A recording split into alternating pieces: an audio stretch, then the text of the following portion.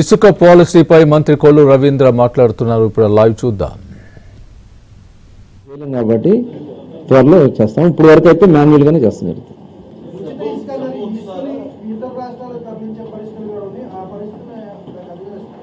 ఆపుదాం. ఇతర రాష్ట్రాలకు వెళ్తే అట్లా మన అవసరాలు అవసరం కదా, ముందు మన అవసరాలు చూసుకుందాం.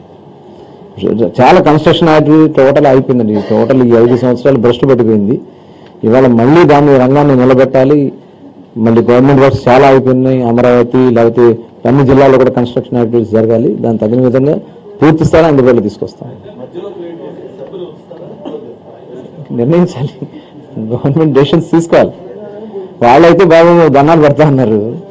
డిపార్ట్మెంట్ వాళ్ళకి ఏం యాక్టివిటీ లేదు. వాళ్ళైతే దాన్ని కరెక్ట్ చేయమని అడుగుతా ఉన్నారు. చూద్దాం అదంతా కూడా.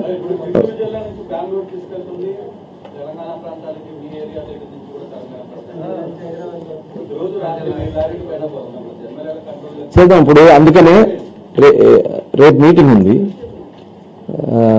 హోమ్ మినిస్టర్ గారు, హెచ్ఆర్డీ మినిస్టర్ గారు ఒక సబ్ కమిటీ వేసుకోవడం జరిగింది. సబ్ కమిటీ మీటింగ్ రేపు ఉదయం 11కు ఉంది. దాంట్లో టోటల్ అదేంటంటే టోటల్ శాండ్ కానీ, మైన్ కానీ, గంజాయి కానీ టోటల్ అన్నీ కూడా ఉన్నాయి. దాంట్లో సబ్బుకు సంబంధించి తీసుకోవాల్సింది ఇవన్నీ కూడా దాంట్లో రేపు నిర్ణయిస్తాం జరుగుతుందండి. అవన్నీ డీప్గా వెళ్దాం.